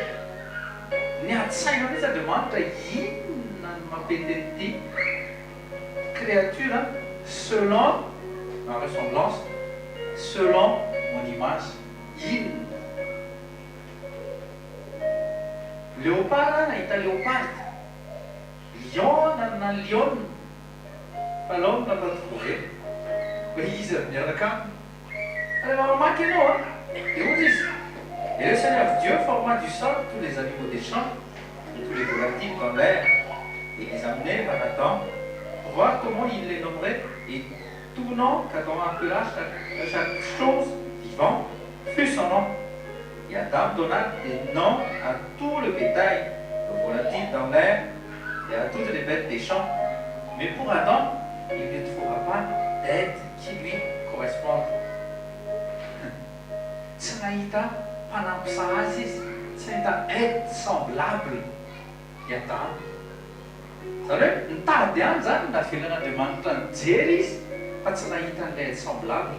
Ahoana azy zany hoe mitady aide semblable zany.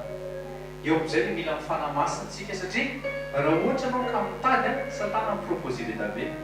Zay mahatonga antsika tena vrai chrétien rehefa raikitra amin'izay ny fiancé tsy mbola proposé na cousine izy ve ty efa hijaova tsisiko mbola izy ve ty raha manondro an'eo le rangah mitapy izy dia hoe tena loko ndray ty mihitsy ohatry tsaratsara dia ahoana ngafabaraka ny fianakavianareo manontolo angamba kanefa mba tsisy zany fa Madagasikara ndraindray manana fombafomba tsy sitrapon'Andriamanitra mihitsy dia hoe manao an'iny iana dia mba manao koa dia mba mbe hoe tsy izy io ty hoe izy mijaova tsisiko mbola inona ihany.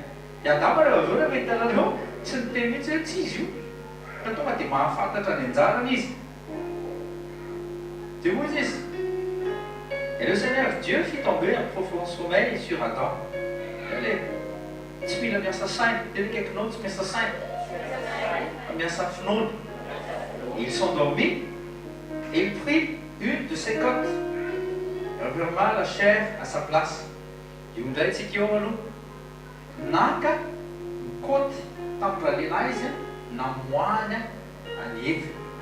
Zao tadidio fa tsika ao anatin'ny tokantranon'andriamanitra tsika izao a ao anatin'ny famille royale tsika tadidio fa tsy maintsy misy zavatra nalainy tao amin'ny Kristy mba nananganany ianao io eglizy épouse ka zao mila mitandrina tsara zany tsika hoe avao amin'ny Kristy le tsika ny esorina sa mbola avao le Adama taloha ihany le Adama taloha io le azo ny Satana baikobaikona le azo ny Satana ampanaovana zay tia nanaovana azy le lolololovina zay le tenenina ty mirina teo ny amin'le hoe resaka momban'ny esclavage l'esclave forcena tsy maintsy manao satria zay volonté à maître na tsy tiany an'le izy tsy maintsy manao izy fa ny olona libre rehefa tsy tiany tsy afaka misy mibaiko izy ny olona libre manana choix za tsy hanao an'io fa ny esclave tena za tsy hanao an'io tonga avany ny régisseur tonga dia hitsiny ianao amin'iny kapoka sy daroka zany zavatra niainan'ny maintiolotra taloha tsy afaka manao anao na dia efa tsy mety ary le zavatra saina atao satria esclave izy fa ny olona rehefa mahazo an'le lettre hoe affranchi ianao afaka miteny am'izay ianao après hoe non zany fa tonga ny Satana efa nitenen'ny pasteur Milindra teo ahoana tsy maintsy tsy mbola afaka ny avancé mihitsy aloha Goliath fa niandry avalina izy satria zao le proposition ny Goliath raha tsy tadidinareo hoy izy zay andefa lehilahy anankiray hiavy izy izy dia alefasina ianareo fa zao le proposition raha resina ianareo esclave-nay mandrakizay nareo za miteny anareo fa so le fanaikinanaiky hoe aleo velona esclave toy zay maty betsaka kristianina mbola manao an'izay tsy anao ve misy ere zao may a misy ere zao may a MAI2LES mba hitondrana ny olona maro any amin'ny enfer fa anjaranao mila mandrofotra an'izay en tant que armée céleste ianao amen ianao mila mandrofotra niny may iny amin'ny alalany fitondranao a ny vérité eo nivotokantranonao eo nivon'ny firenenao eo nivon'ny ankohonanao eo nivon'ny rehetraritra mihitsy hoe mijoro amin'ny fahamarinana toytsika le teny teo le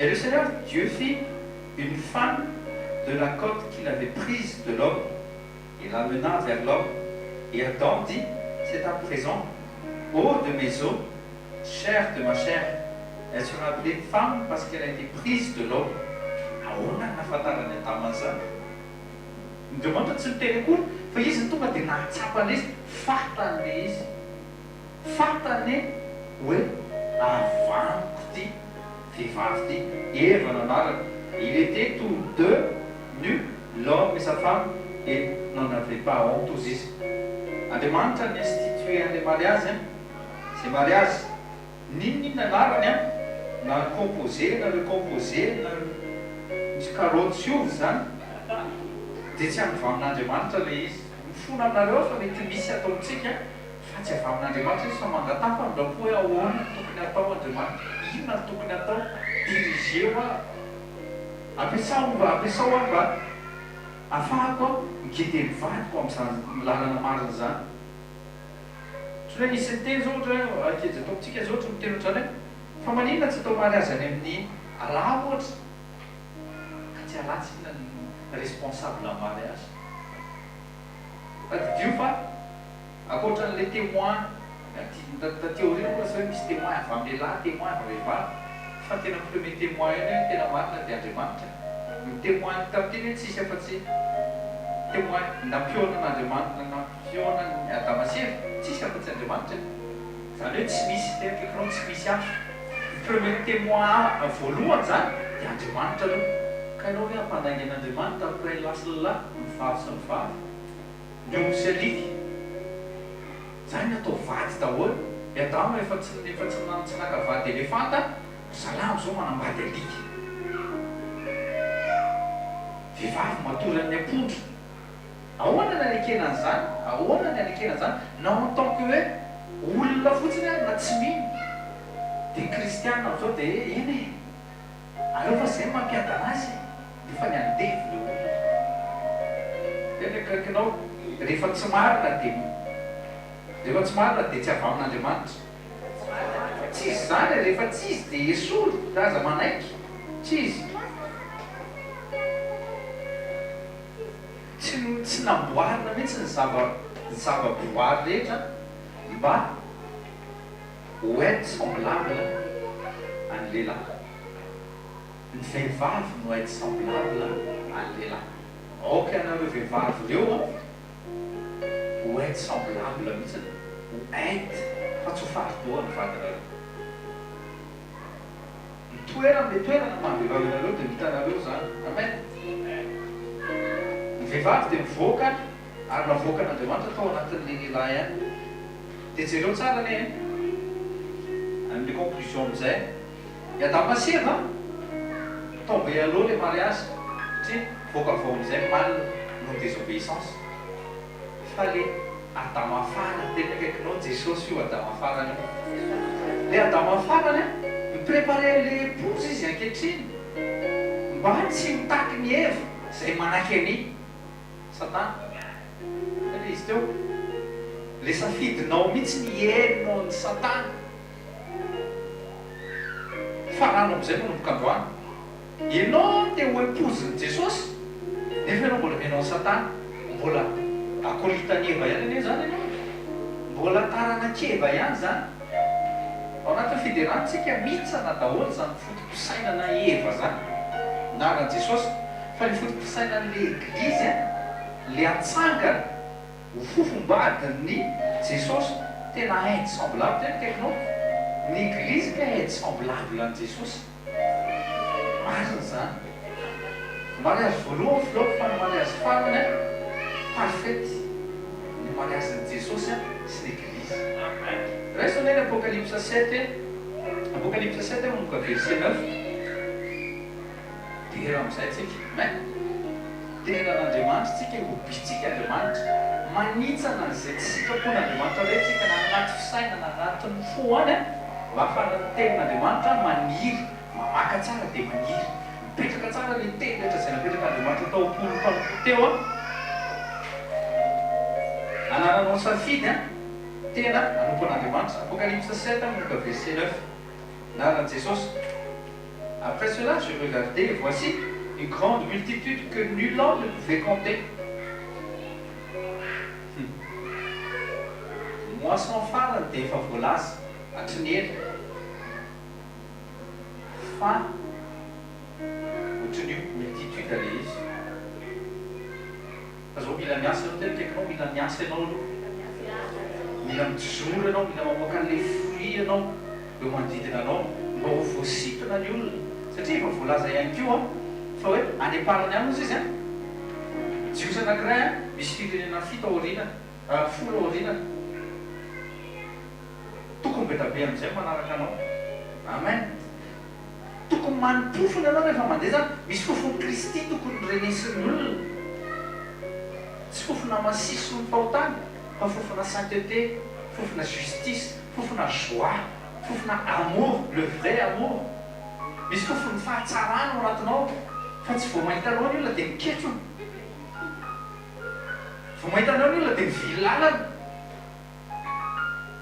tsy te harehanao ny olona fa tokony contraire vao miteny ianao dia tokony lina ny olona lina indray zao lazay ny lehilahy matona le rangaty satria apetraka Andriamanitra ao anatinao le vola efa hibry tenin'Andriamanitra amen zany dia mahatoko mihitsiny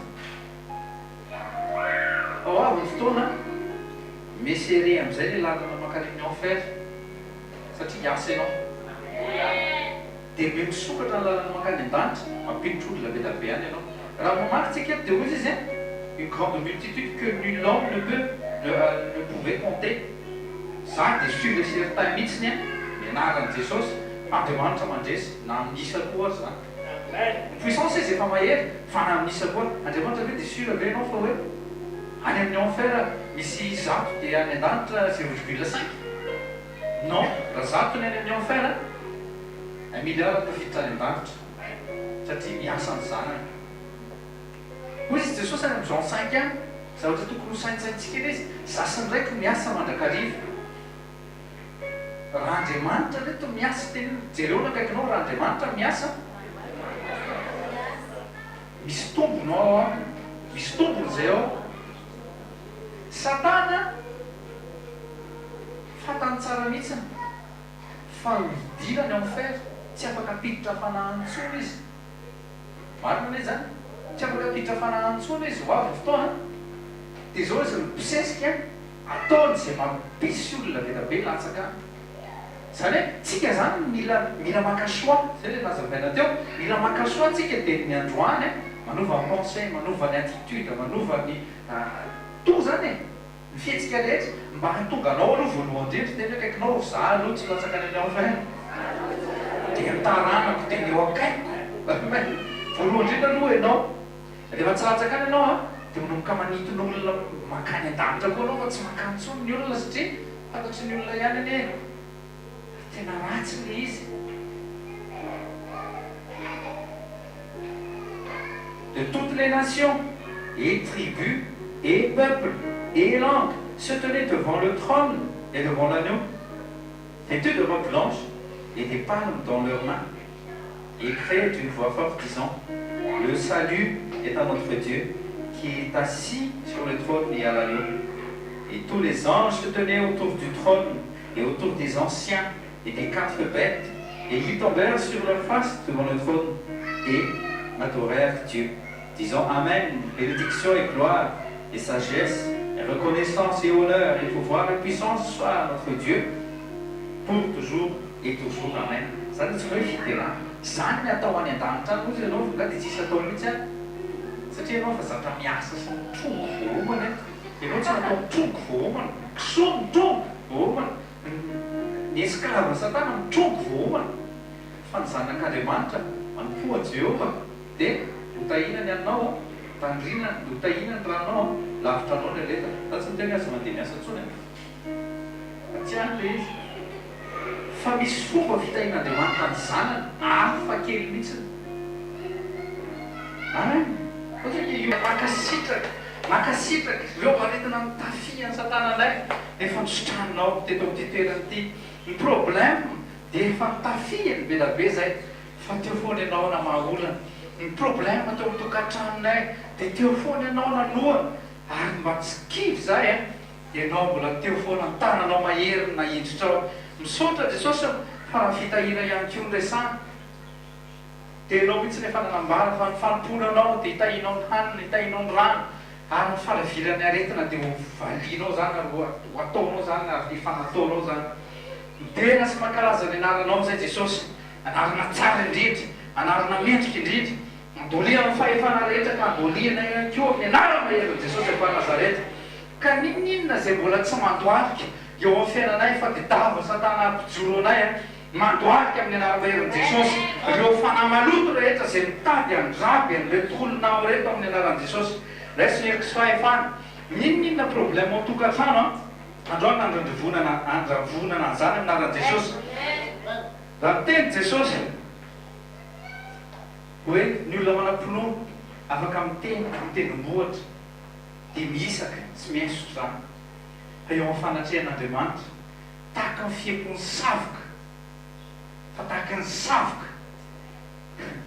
savoka ny fahitan'Andriamanitra ny problème androany izy le mitoetra teo ambony fiderany Israely ametraka vavolombelona eo amin'ny fiainanao fa teto izy mikasika anao izy mikasika ny mombanao ray manontolo dia rao ny anara-masina asandrato izy fa izy le avindrindra izy le tompotompo ary mpanjaka mpangalatra voninahitra ary mpangalatra dera daholo zay ao ambadiky reny zay Andriamanitra ao ambadiky ny fideranan'Andriamanitra fely izy nary ny tany aman-danitra izy nahazo zao rehetra zao izy miazona ny ainao tsy latsaka any an-davana izy nanasitrana naretinao rehetra izy namela nyelika ao rehetra mendrika moderainao izy esory ny avinavim-panahy teneno Jesosy vonjeo amin'ny avinavim-panahy jereo dia esory ny orgueil ongody zay fiavinavim-panahy rehetra ny fanamarina tena esory Jesosy eto amin'ny fiderana ny anaranao dia fantako fa manafaky ianao eto ianao Jesosy, eto ianao mikasika anay ianao, manamboatra anay ianao. Fanahy masina. Saint-Esprit agis, comme tu le veux. Saint-Esprit agis, comme tu le veux. Saint-Esprit agis, comme tu le veux, comme tu le veux, ici dans ce lieu. Alléluia, alléluia. Hosanna, Hosanna le avindrindra. Teraina Jehovah mandrakizay. Terainay Jehovah fa mandrakizay ny famindrapo. Terainay Jehovah fa mandrakizay ny famindrapo. Inona Jesosy ny famindrapo aloha izay nylalaovinay? Tena mamindrafo aminay mamelana elokay. Afantatray fa matoa izay mbola velonay dia mbola misy ny fanantenana. Ary ny fanantenana dia ianao no manantena voalohany indrindra ny fiovanay. Satria te hampiasanay ianao mihoatra lavitra noho ny fieritreretanay azy. Mba hampiditra olona maro ao an-danitra ao, hanafaka olona, hanasitranao. Fa izany fahasoavana izany dia menao sy nataonao tanteraka mba hahatonga anay temoainao ety ambony tany, ary tonga anao misandratra anatin'ny fiderana Jesosy. Ianaranao ririany no misandratra, ianarana Jesosy. Sandrato mivavaka fisoaranao, fa tsy tonga foana teto ny fanatrehany ianao androany. Fankarakaranao manokana izy. Zao tadidio akimy masonao sady misaotra. Zao tadidio fa ninona mety zavatra hoaninao, eritreretinao hoe ahela velonanao, tsy iny mihitsy mahatonga anao ela velona. Ninona zavatra ataonao, eritreretinao fa tsara, tsy iny mihitsy ny mahatonga anao miditry ny lanitra. Ninona zavatra efa vitanao ka eritreretinao tokony hamalinanao, tsy izay mihitsy akory ny fidanan'Andriamanitra anao. Zay le nirantsika teo hoe par ta grâce, c'est par ta grâce, c'est par ta grâce seul, ô Dieu.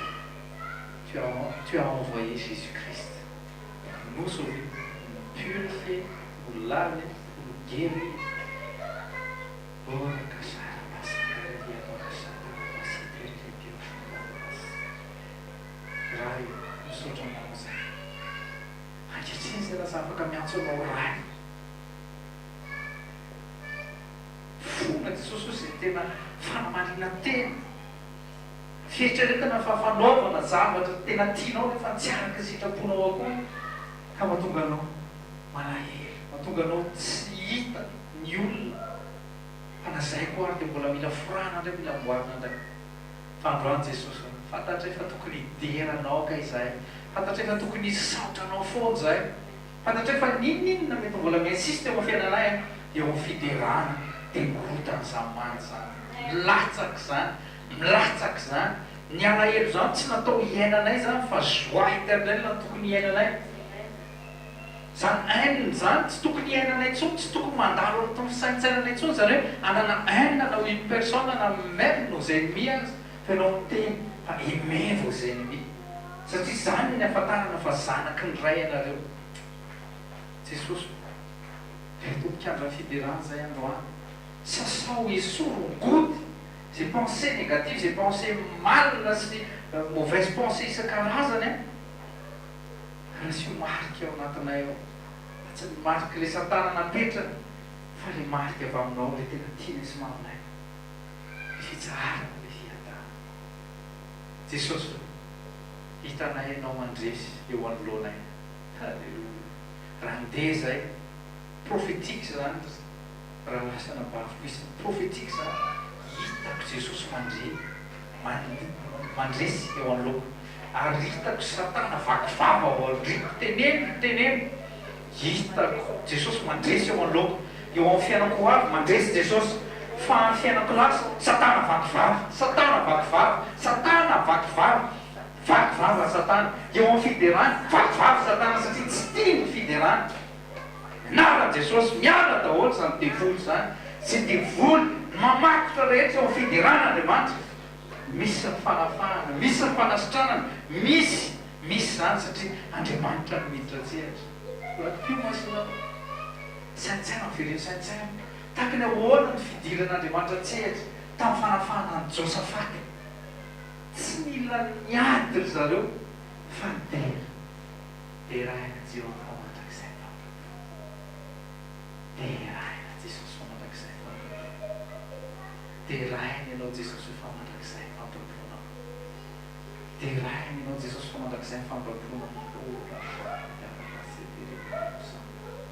esory Jesosy esory zay hevitra mampisaraka amiko aminao mifonako aminao avokoa désobéissance isan-karazany fianoko ny feo an'izao tontolo izao fijereko ny fiainan'izao tontolo izao fakatahaka ny fiainan'izao tontolo izao fa ny fiainan-danitra ny fiderana zany mampianarana fanay masina afantarako fa tena mitoetra mo fiderana sotra gloiranao zay misaotra eto amin'ity toerana ity indray sotra mikasika magaty sotra miposta zay efa sokafanao amin'reto lehilahy sy vehivavy sokafanao reto ny fiainany androany ary misaotra mivaravarana ny dinao sy nakatonao ary mandrakizay zany amin'ny anarany Jesosy varavarana tsy fisily varavarany aretina mity daholo zany amin'ny anaran'i Jesosy varavarany filatsahana any amin'ny fahalotolo mity zany amin'ny anaran'i Jesosy fasokafana kosa ny varavara fasoavana ka fasoavana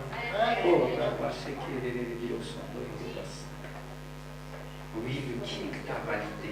Oui, le King t'a validé par le Saint-Esprit qu'il t'a donné. Oui, le King t'a validé. Menons l'autorité au nom de Jésus en puissant. Appuie-nous maintenant, fana masina. Arrêtez-nous, famille, maintenant, nous sommes tous abençoa. Afao ny olona, afao ny firenena, afao manodidina anao. Andehana amin'ny anaran'eran'i Jesosy. Maoby azy mivokisa tena amin'ny anaran'i Jesosy. Saintsaina andro manalina ny promesse sy ny tenin'Andriamanitra dia hitanao ny fandresena fa mivoaka tretrika ianao amin'ny lafiny rehetra mihitsy ny any amin'ny fanahinao na amin'ny vatanao amin'ny anaran'i Jesosy. Mandehana dia omby azy amin'ny anaran'i Jesosy avy Nazareta. Amen. Fahasoavan'Andriamanitra matoy zao fahasoavan'Andriamanitra matoy zao anareo. Amen. Tentsika n'Andriamanitra.